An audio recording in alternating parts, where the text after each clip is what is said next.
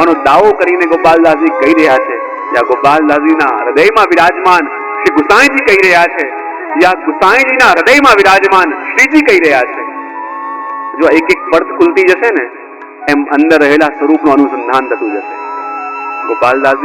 ગોપાલદાસજીના હૃદયમાં વિરાજમાન શ્રી ગુસાઈજી અને ગુસાઈજીના હૃદયમાં વિરાજમાન શ્રીનાથજી બાબા.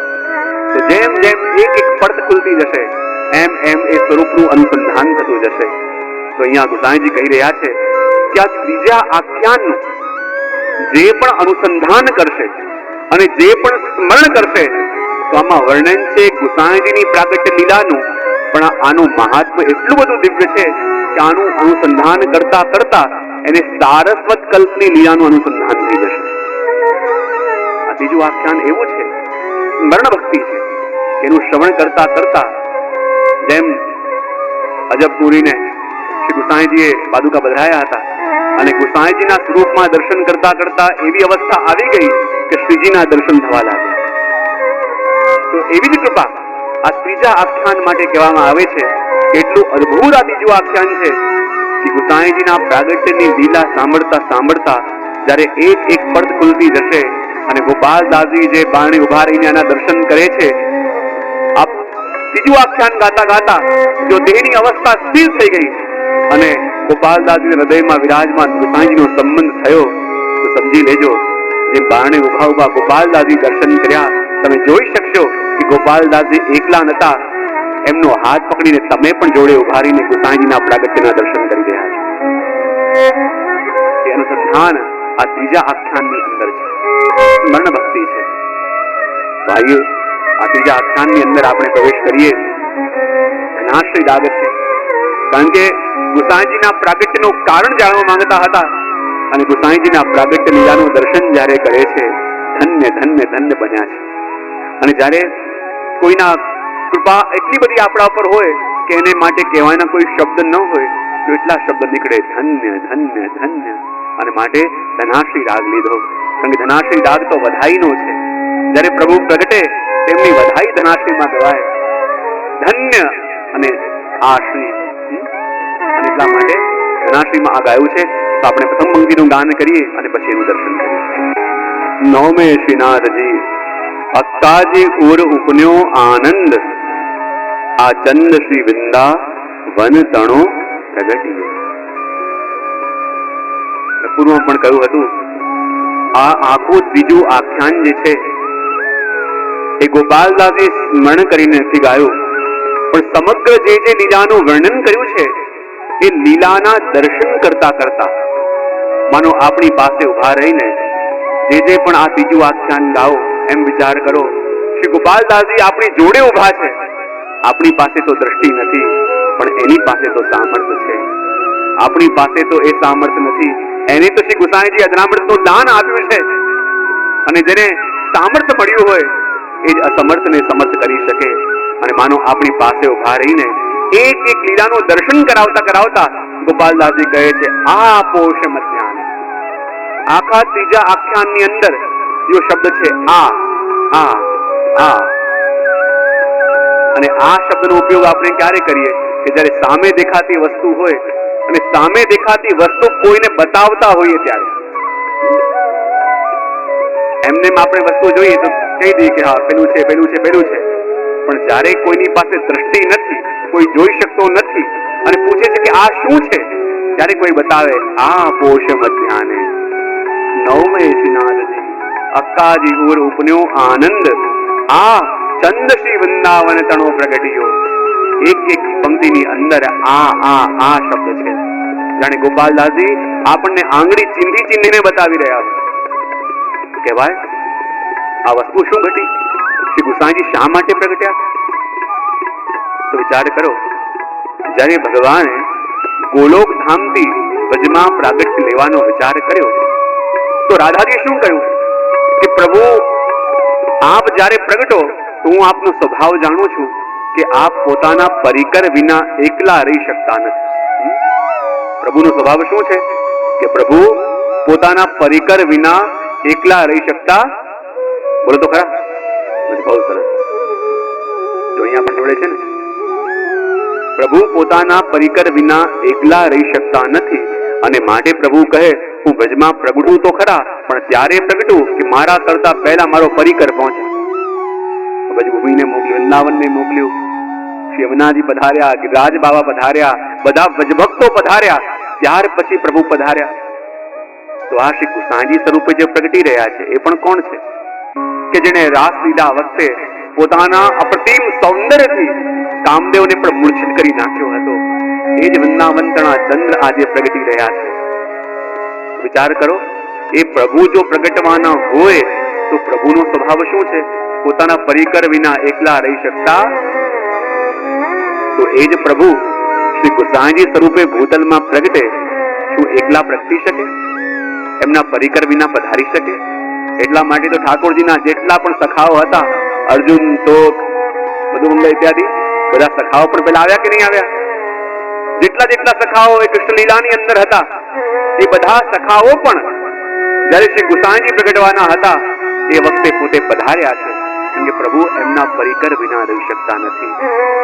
તો એ પ્રભુના સ્વરૂપનું દર્શન કરીને જીવવાનો જે ભજભક્તોએ સંકલ્પ લીધો હતો, તો શું ગુસાઈજીના પ્રગટતા પહેલા એ ભજભક્તો પ્રગટ્યા નહીં હોય? ચાહે નામ બદલાયા હશે, કોઈનું નામ હરસાણી થઈ ગયું હશે, કોઈનું નામ નાગરી ભટ્ટ થઈ ગયું હશે, કોઈનું નામ ગંગાબાઈ થઈ ગયું હશે, પણ એ બધા જીવો તો હતા એ સારસ્વત કલ્પના જે ભૂતલમાં પ્રગટ્યા તો છે. અને જેમ પ્રભુના પ્રગટતા પહેલા એ બધા દેવીજીઓ પ્રગટ્યા હતા અને પ્રભુના પ્રાગટ્યની પ્રતીક્ષા કરતા હતા, એમાં બધા દેવીજીઓ ભૂતલ પર આવ્યા છે અને આવીને સંકલ્પ કરે છે કે હે પ્રભુ, જે રસરૂપ છે, જેને બ્રહ્મ કહેવામાં આવે છે, કે જે રસ છે જેનો કોઈ આકાર નથી, તો એ રસને આકારના રૂપમાં ઢળેલા અમે ક્યારે જોઈ શકીશું? વિચાર કરે. બધા કહે છે કે તો આખી સૃષ્ટિને જન્મ આપનાર છે. તમારો મનોરથ છે કે આખી સૃષ્ટિને જે જન્મ આપે એને પણ જન્મ દેતા અમે જોઈએ. જે આખી દુનિયાને પોતાના હાથથી ઝુલાવે છે એને પણ પાલનામાં ઝૂલતા અમે ક્યારે જોઈએ? એ મનોરથ ભૂતલમાં પ્રગટેલા બધા ભજભક્તો કરી રહ્યા છે. કૃપાનાથ એવો દિવસ ક્યારે આવે કે જેને ઘર ઘરમાં જઈને એ ગોપીઓના મનરૂપી માખણને હર્યા હતા અને ગોપીજીનોએ પોતાના ચિત્ત જે શ્યામસુંદરના મુખારવિંદમાં સ્થિર કરી દીધા હતા, એવી જ રીતે પોતાના સ્વરૂપથી, પોતાની વાણીથી અમારા મનને મોહનારા એ શ્યામસુંદર ક્યારે પધારશે? ગોપીજનોના મનમાં મનોરથ હતો કે જેને વેણુનાદ કરીને અમને બોલાવ્યા, જેને રાસનું સુખ આપી અમારા ભાનને બોલાવ્યા અને અમારા મનને હરી લીધું, જે વૃંદાવનના ચંદ્રનું પ્રાગટ્ય ક્યારે થશે? અને ગોપીજનો પ્રતીક્ષા કરતા હતા અને ગોપીજનોના એ વજભક્તોના માનો તાપ એટલા ઉદય થયા કે પ્રભુ સહન ન કરી શક્યા. અને એ જ પ્રભુ જ્યારે પોષ મહિનો આવ્યો ત્યારે ગુસાઈજી પ્રગટ્યા. બોલે કેમ? કારણ કે હું પ્રગટી રહ્યો છું. જે મારા સ્વરૂપને સમજતા નથી એ તો કહે કે ભગવાન પ્રગટે અસુરોને મારવા, દૈત્યનો સંહાર કરવા, પણ મહિનો લીધો પોષ અને કહે છે કે હું ભૂતલમાં પ્રગટું છું પણ કોઈને મારવા નહીં, મારા નિજજનોને પોષણ આપવા માટે હું ભૂતલમાં પ્રગટ્યો છું. મારી પુષ્ટિ સૃષ્ટિનું પોષણ કરવા માટે મહિનો પણ સ્વીકાર કર્યો. બાબાજી તો બહુ સુંદર અર્થ કરે છે કે નવમે આપે પ્રાગટ્ય શા માટે લીધું? કારણ કે નવમે કૃષ્ણ જન્મનો જન્મોત્સવ મનાવાયો અને નવમના દિવસે ભગવાન રામ પણ પ્રગટ્યા છે. પુષ્ટિ પુરુષોત્તમનો સંબંધ પણ નવમ સાથે અને મર્યાદા પુરુષોત્તમનો સંબંધ પણ નવમ સાથે. નવમના દિવસે પ્રભુનો પ્રાગટ્ય ઉત્સવ નંદ મહોત્સવ ઉજવાયો અને ભગવાન રામચંદ્ર પણ નવમના પ્રગટ્યા. તો કહે કે હું ભૂતલમાં પ્રગટવા માટે નવમની તિથિ લઉં છું, કારણ કે નંદ ઉત્સવનો આનંદ મારે બધા જીવોને આપવો છે, પણ રામની મર્યાદામાં રહીને, આચાર્ય પાલન કરીને, આચાર્ય પરંપરાને નિભાવીને. અને એટલા માટે આપણે ત્યાં વૈદિક મર્યાદાની સાથે સાથે આપે આનંદનું દાન કર્યું. કારણ કે વેદની મર્યાદા સાથે જીવની અંદર પાત્રતા આવશે અને જ્યારે પાત્રતા આવશે ત્યારે આ રસ ટકશે. એટલા માટે આ પ્રગટ્યા ક્યારે? પોષ મધ્યાહને. તિથિ પણ કઈ? નવમે. અને આપણા કેટલાક અવર્યુદ્ધ બહુ સુંદર અર્થ કર્યા છે. શ્રી ગુસાઈજી પ્રગટ્યા સંવત કઈ સંવત? બહુ સુંદર. 1570. અને આપણા ત્યાં વલ્લભદાસ ઇત્યાદિ ભગવદીઓ કેટલા સુંદર અર્થ કરે છે કે 1572 સમય આપ પ્રગટ્યા. શા માટે? 1, 5, 7 અને 2.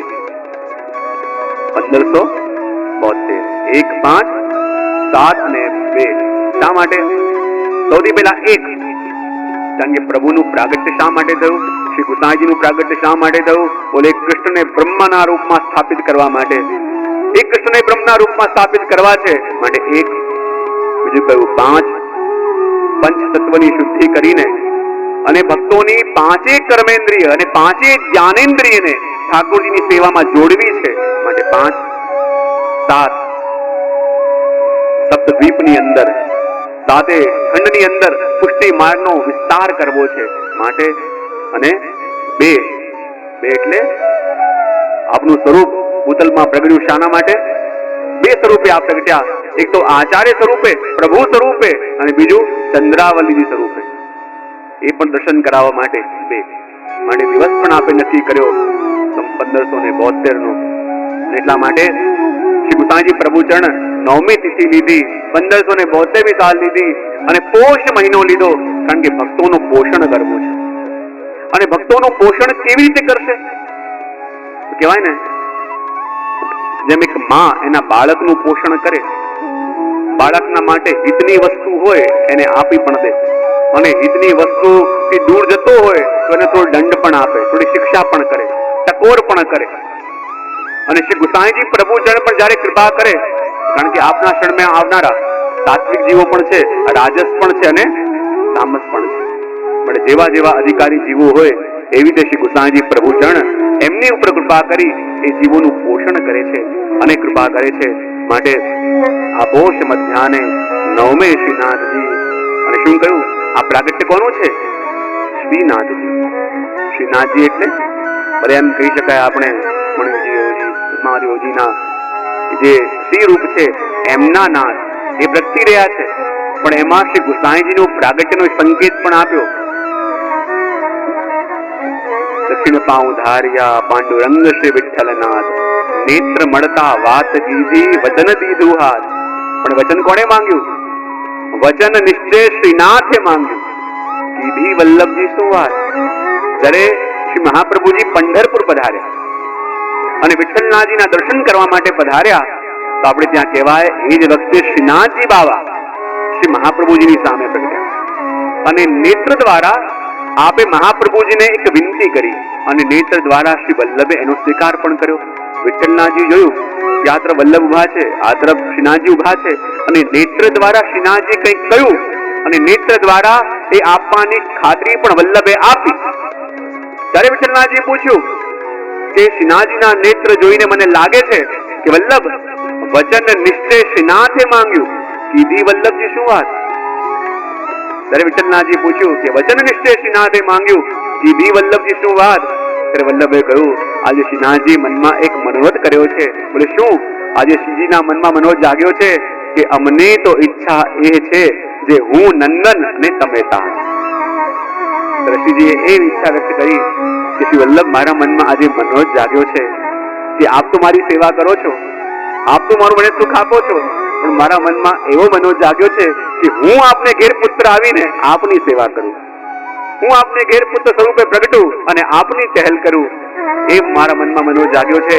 અને એ વખતે આપેલું વચન નિભાવવા માટે એ જ પ્રભુ અહીંયા શ્રી ગુસાઈજી સ્વરૂપે પ્રગટ્યા છે. માટે કહ્યું આ પોષ મધ્યાને 9મે શ્રીનાથજી અક્કાજી ઉર ઉપન્યો આનંદ. આ ચંદ શ્રી વંદા વન તણો પ્રગટ્યો અને અક્કાજીના હૃદયમાં એટલો આનંદ આવ્યો, એટલો આનંદ થયો. જુઓ આનંદનો પ્રવેશ ક્યાં થયો? અક્કાજી ઉર, અક્કાજીના હૃદયમાં. જેમ ઠાકોરજી પણ પ્રગટ્યા ને તો દેવકીજીના ગર્ભમાંથી નથી પ્રગટ્યા, એમના હૃદયમાં આનંદનો અનુભવ થયો. અને જે આનંદનો અનુભવ એમના હૃદયમાં થયો એ જ આનંદનો પ્રાદુર્ભાવ બહાર થયો. તો અહીંયા અક્કાજીના હૃદયમાં પણ એટલો આનંદ છવાવા લાગ્યો. અને જયારે આનંદ સમાયો નહીં તો એ જ આનંદ શ્રી ગુસાઈજી સ્વરૂપે ભૂતલમાં પ્રગટ્યો અને કહે કે આ બાળક બીજો કોઈ નહીં પણ આ એ જ છે ચંદ શ્રી વૃંદાવન તણો પ્રગટ્યો. આ બીજું કોઈ નહીં પણ એ જ શ્રી ગુસાઈજી પ્રભુચરણ છે. કે જે નંદનંદન ને વૃંદાવનમાં રાસ કરીને ગોપીજનોના મનના મનોરથ પૂરા કર્યા હતા, આ એ જ કૃષ્ણચંદ્ર આ ભૂતલ પર શ્રી ગુસાઈજી સ્વરૂપે પ્રગટ્યા છે, ભક્તોના તાપને હરવા માટે, ભક્તોના ભાવોને પોષણ આપવા માટે. એટલા માટે આપણે કહેવાય છે વિઠ્ઠલનાથ ચંદ્ર ઉગ્યો જગ મેં, ભક્તિ ચાંદની છાઈ રહી. કારણ કે આ ચંદ્ર કયો છે? વૃંદાવનનો ચંદ્ર. આપણે જાણીએ છીએ ને, ભાગવતમાં પણ શ્રવણ કરીએ કે જે ભક્તિ જ્ઞાન વૈરાગ્ય બધે ફરતા ફરતા ગયા અને જે ભક્તિ જીર્ણ બની હતી, પણ જ્યારે વૃંદાવનમાં ગઈ ત્યારે ભક્તિ જઈ ત્યાં તરુણી બની, સુંદર બની. બોલે કેમ? કારણ કે ત્યાં તો કૃષ્ણચંદ્ર નિત્ય વિહાર કરે છે અને કૃષ્ણચંદ્રનો જ્યાં નિત્ય વિહાર હોય ત્યાં જ ભક્તિ તરુણ થાય. અને જેણે ભક્તિને તરુણ કરી એ જ કૃષ્ણચંદ્ર શ્રી ગુસાઈજી સ્વરૂપે પ્રગટ્યા છે. માટે આપણા ભગવદીઓ કયા ચંદ્ર કેવો છે?